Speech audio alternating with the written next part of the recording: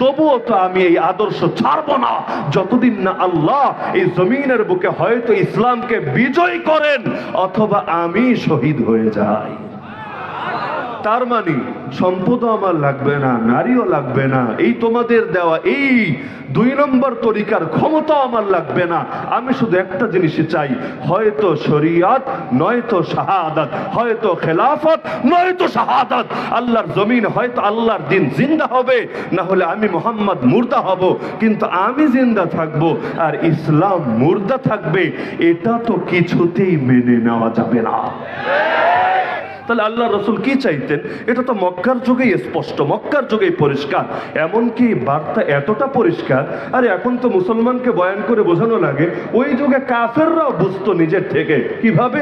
আপনারা সহিহ বুখারী খোলেন, বুখারী শরীফের বাংলা অনুবাদ যদি দেখেন, দেখবেন প্রথম অধ্যায়ের মধ্যেই, বাদুল ওয়াহি অধ্যায়ের মধ্যেই লম্বা একটা হাদিস আছে, যেখানে সম্রাট হিরাক্লিয়াস, তৎকালীন রোম সম্রাট হিরাক্লিয়াসের সঙ্গে সেই মক্কার কুরাইশের নেতা আবু সুফিয়ানের সাক্ষাৎ হয়েছিল। সম্রাট হিরাক্লিয়াস আবু সুফিয়ানকে অনেকগুলো প্রশ্ন করেছিল আল্লাহর রাসূল কেমন, এটা যাচাই বাছাই করার জন্য। সে যখন দীর্ঘ কথাবার্তা হয়েছে, সব কথা শেষে স্পষ্ট বলেছে, শোনো আবু সুফিয়ান, তুমি যা কিছু বললা, যদি তোমার সবগুলো কথা সত্য হয়, সেদিন বেশি দূরে না যেদিন এই নবী এসে আমি আমার পা রেখেছি যেই মাটিতে, সেই মাটিরও মালিক হয়ে যাবে। তাহলে খ্রিস্টান হওয়ার পর সে স্পষ্টভাবে বুঝেছিল, কেউ বয়ান করে বোঝায় নাই, বই দিয়ে দিয়ে বোঝাতে হয় নাই, শুধু আল্লাহর নবী যে দুনিয়াতে বাস্তবে এসেছেন এটা শোনার দ্বারাই এতটা নিশ্চিত হয়েছে, বুঝে ফেলেছে ওই দিন বেশি দূরে না যেদিন গোটা দুনিয়ার মালিকানা তার হাতে চলে যাবে। কারণ আল্লাহ রাসূল স্পষ্ট বলেছেন, ইন্নাল্লাহ জাওয়ালিয়াল আরদ, নিশ্চয়ই আল্লাহ গোটা পৃথিবীকে আমার সামনে সংকুচিত করে তুলে ধরেছেন। ফারাআইতু মাশারিকাহা ওয়া মাগারিবাহা, পৃথিবীর পূর্ব থেকে পশ্চিম, মানে একদিকে বাংলাদেশ আর একদিকে আমেরিকা, গোটা দুনিয়া নিজ চোখে আমি দেখেছি। ওয়াইন্না মুলকা উম্মতি সায়াবলুগু মা যুয়ালি মিনহা, নিশ্চয়ই আমার উম্মতের রাজত্ব শীঘ্রই পৌঁছে যাবে ওই পর্যন্ত যতটুকু আল্লাহ আমার সামনে সংকুচিত করে তুলে ধরেছেন। তাহলে নবীর বার্তা থেকেই তো ক্লিয়ার যে ইসলাম এসেছেই, নবী এসেছেনই জমিনের বুকে ইসলামকে বিজয় করার জন্য। বলবেন কেন ইসলাম বিজয় না হলে কি সমস্যা? ইসলাম বিজয়ী হলে তো আপনাদের মোল্লা মুন্সিদের ফায়দা, আমাদের কি সমস্যা? ইসলামে তো ঠিকাদার আপনারা না রে ভাই। ইসলাম বিজয়ী হলে হুজুরদের ফায়দা শুধু না, বরং যে ইসলাম বিজয়ী হলে খালি মানুষেরই ফায়দা না, ইসলাম বিজয়ী হলে জীবজন্তুরও ফায়দা। কারণ ইসলামের বিজয়ের সঙ্গে আল্লাহর ওয়াদা, আসমানের বরকতের যত দরজা, জমিনের বরকতের যত দরজা, আল্লাহ বলেছেন যদি জনপদবাসীরা ঈমান আর তাকওয়াকে আঁকড়ে ধরে তবেই আসমান আর জমিনের বরকতের সব কয়টা দরজা আমি খুলবো। না হলে তোমরা তোমাদের মতো চেষ্টা করতে থাকো বান্দা, বরকতের দরজা কিন্তু আমি কিছুতেই খুলবো না। বরকতের মালিককে, শান্তির মালিককে, সুখের মালিককে। তো শান্তির মালিক যদি আল্লাহ হন, সুখের মালিক যদি আল্লাহ হন, রহমত বরকতের মালিক যদি আল্লাহ হন, তা আল্লাহর দিন না মেনে সেটা হাসিল করবেন কিভাবে? নরেন্দ্র মোদীর হাতে তো কোনো শান্তি নাই, আরে পুতিনের হাতে তো কোনো সুখ নাই, জো বাইডেনের হাতে তো কোনো শান্তি নাই। রহমতের মালিকও তো আল্লাহ, বরকতের মালিকও তো আল্লাহ। জন্মের পর যেদিন আমার ডান কানে আর বাম কানে শোনা হয়েছে আল্লাহু আকবার, আল্লাহু আকবার, এই বাক্যের অর্থ কি? আল্লাহু আকবার মানে হলো আল্লাহ সবচাইতে বড়। তো জন্মের পরে যখন শুনলাম আল্লাহ সবচাইতে বড়, প্রতিদিন আজানেও যখন শুনি আল্লাহ সবচাইতে বড়, ইকামতেও যখন শুনি আল্লাহ সবচাইতে বড়, নামাজের মধ্যে যেই বাক্যটা সবচাইতে বেশি বলি সেটাও হলো আল্লাহ সবচাইতে বড়, ঈদগাহে যাওয়ার সময় বলতে থাকি আল্লাহ সবচাইতে বড়। এমনকি যেদিন আমার চূড়ান্ত বিদায় হবে, আমার লাশটাকে সামনে রেখে তখন ইমাম কিন্তু এই বাক্যটাই বলবে আল্লাহ সবচাইতে বড়। তো যেই মুখ দিয়ে বললাম আল্লাহ সবচাইতে বড়, যে কান দিয়ে শুনলাম আল্লাহ সবচাইতে বড়, যে দিল দিয়ে বুঝলাম আল্লাহ সবচাইতে বড়, এখন সেই মুখ দিয়ে কিভাবে বলি আমেরিকা বড়, ইসরায়েল বড়, চীন বড়, রাশিয়া বড়, ইন্ডিয়া বড়, মোদি বড়, অমুক বড়, তমুক বড়, হিন্দুত্ববাদী বড়, নাস্তিক বড়, সেকুলার বড়, আরে কাফেররা বড়।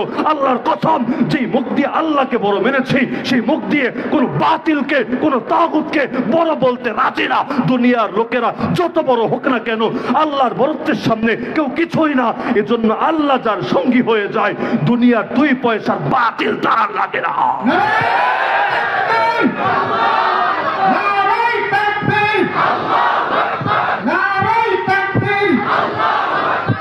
হিন্দুস্তানের দুই গেলে, হিন্দুদের দুই গেলে। হিন্দুদের দুই গালে এই বাক্য ঠিক না, এটা ভুল বাক্য। হিন্দু হলেই কি তারা মারতে হবে নাকি? হিন্দু হলেই কি ইসলাম বলেছে তারা জোর করে মুসলমান বানাতে হবে? হিন্দু ভিন্ন জিনিস, হিন্দুত্ববাদী ভিন্ন জিনিস। সম্ভবত ভুলবশত বের হয়ে গিয়েছে, কিন্তু প্রতিবাদ না করলে ক্যামেরা যেহেতু বহুত আছে দলিল হয়ে যাবে যে হুজুর হিন্দুদের বিরুদ্ধে কথা বলেছে। হিন্দু ভিন্ন জিনিস, হিন্দুত্ববাদী ভিন্ন জিনিস। মানে হিন্দু ধর্মকে কাজে লাগিয়ে যারা সাম্প্রদায়িক দাঙ্গা সৃষ্টি করতে চায়, সংখ্যাগুরু হওয়ার পরও মুসলমানকে দমিয়ে রাখতে চায়, এমনকি মুসলমান ইসলামের কথা বললেও তারা কাশিমপুরে এনে বছরের পর বছর আটকে রাখতে চায়, ওই সমস্ত লোকদের সঙ্গে আমাদের দেনা পাওনা বোঝাপড়া। কিন্তু যারা সাধারণ, যারা কোনো ষড়যন্ত্রও নাই, যারা কোনো চক্রান্তেও নাই, তাদেরকে নিয়ে আমাদের মাথা ব্যথাও নাই। উপরন্তু তারা বিপদে পড়লে আমরাই তাদের পাশে গিয়ে সবার আগে দাঁড়াই। এই যে এখন যে বন্যার্ত এলাকাগুলোতে আমাদের আসুন্না ফাউন্ডেশনে ধরেন ইতিমধ্যে 100 কোটি টাকা আলহামদুলিল্লাহ কালেকশন হয়েছে এবং প্রতিনিয়ত ব্যয় হচ্ছে এই বন্যার্তদের উপলক্ষে। শেখ আহমদুল্লাহ নিজে পর্যন্ত বলেছেন যে বন্যার্ত এলাকাগুলোতে গেলে কোনো হিন্দু পেলে আমি অন্যের আগে তার হাতে গিয়ে ত্রাণের মাল পৌঁছাই, যাতে করে তারাও বোঝে যে মানুষ হিসাবে আমরা কাউকে দূরে ঠেলে দেই না, বরং তাদেরকে তো আমরা বুকে জড়িয়ে নেই। জাকাতের 8 খাতের একটা খাত কিন্তু এটা, আল মুআল্লাফাতি কুলুবুহুম। কোন কাফের যদি কাফের হওয়ার পরও আপনি মনে করেন যে তাকে জাকাতের টাকা দিলে সে মুসলমান হবে, আর ইসলাম ওই দেশের মধ্যে দুর্বল থাকে, মুসলমান সংখ্যালঘু থাকে, এবং এই কিছু মুসলমান বাড়লে দেশের মধ্যে ইসলাম শক্তিশালী হবে এমন একটা আশা থাকে, তাহলে সেই ক্ষেত্রে তাদেরকে জাকাতও দেওয়া যায়। কোরআন মাজিদের মধ্যেই বাণী আল্লাহ জানিয়ে দিয়েছেন। তাহলে সবার সঙ্গে আমাদের শত্রুতা না, কিন্তু যারা চক্রান্ত করে তাদেরকে আমরা ছেড়ে দেওয়ার পক্ষপাতীও না। আমরা দুর্বল হতে পারি। ধরেন আমরা যতবার যারা যারা জেল খেটেছে, রিমান্ডে গিয়েছে, আমাদের হুজুরদেরকে সবচাইতে বেশি পেরেশান করেছে এই তদন্তটা করতে গিয়ে যে আমাদের সঙ্গে গোপন সম্পর্ক আছে কার সাথে। আমাদের সাথে কি পাকিস্তানের গোয়েন্দা সংস্থার সাথে গোপন সম্পর্ক, নাকি আফগানিস্তানের তালেবানের সাথে গোপন সম্পর্ক, এগুলোই খুঁজেছে। মোবাইলটা নেওয়ার পর সবার আগে কি চেক দিয়েছে জানেন? বিদেশি কোনো নাম্বার আছে কিনা। আমাকে বলে পাকিস্তানের নাম্বার কোনটা কোনটা আছে বের করে দেন, আফগানিস্তানের কারোর সাথে যোগাযোগ আছে কিনা বের করে দেন। এটা নিয়ে টেনশন, কারণ তারা এটা ভেবেই পায় না যে গোপন কারোর সাথে সম্পর্ক নাই। তারপর এই স্বৈরাচারের আমলে হুজুররা এত বড় গলায় কথা বলে কিভাবে? ওরা ভাবে হুজুরদের নেটওয়ার্ক মনে হয় অনেক দূর পর্যন্ত বিস্তৃত, কিন্তু পাগলরা জানে না, এমনকি ওদেরকে বিশ্বাসও করানো চায় না যার সম্পর্ক আল্লাহর সাথে, তার কণ্ঠস্বর বাতিলের সামনে কিছুতেই নরম হয় না।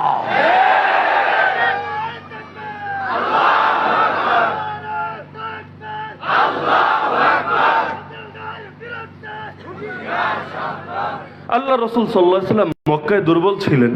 তাকে সেখানে তার রাষ্ট্র ক্ষমতাও ছিল না, বাহিনীও ছিল না, প্রশাসনিক শক্তিও ছিল না।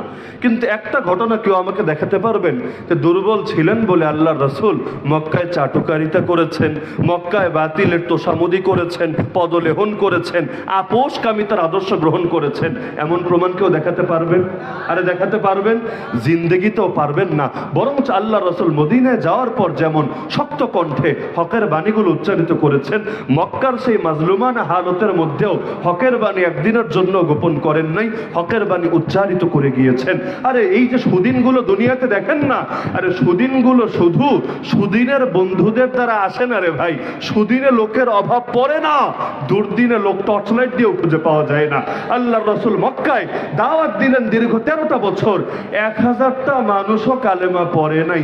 1000 মানে এক মাহফিলে আজকে লোক আছে কত, এর মনে করেন 50 ভাগের 1 ভাগ মানুষও সে মক্কার মধ্যে কালেমা পড়ে নাই। অথচ মদিনায় যাওয়ার পর অবস্থা এমন হলো, কাফের কিন্তু কালেমা পড়তে শুরু করে দিয়েছে। মুনাফিক মানে কি? মুনাফিক মানে তো মুসলমান না, মানে আসলে কাফের, কিন্তু মুখ দিয়ে কালেমা পড়েছে। হায় হায়, এটা কি হলো? মক্কার যুগে অনেকে ইসলাম বুঝেছে, বোঝার পরও কালেমা পড়ছে না, আর মদিনার যুগে ইসলাম মানে না তাও কালেমা পড়তে শুরু করে দিয়েছে। মানেই হলো বিপদে বন্ধুর পরিচয়। দুর্দিনে আসল লোক খুঁজে পাওয়া যায়, সুদিনে লোকের অভাব পড়ে না, সুদিনে অনেকে পোল্টি মারতেও দ্বিধা করে না। স্বৈরাচারের অনেক দালালও এখন দেখে দল পাল্টাতে শুরু করে দিয়েছে।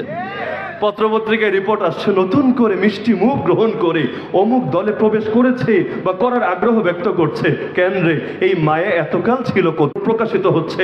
হায় না দাবি দেওয়ার দাবি দেওয়া, এক এক সময় এক এক বাহিনী আসছে। কিছুদিন আসলো সংখ্যালঘু ব্যানারে, আর রাতের বেলা ডাকাতি তো এখনো নিয়মিত চলছে, ত্রাণ দিতে যাচ্ছে ওইখানে পর্যন্ত ডাকাতি করে মাল লুটে রেখে দিচ্ছে।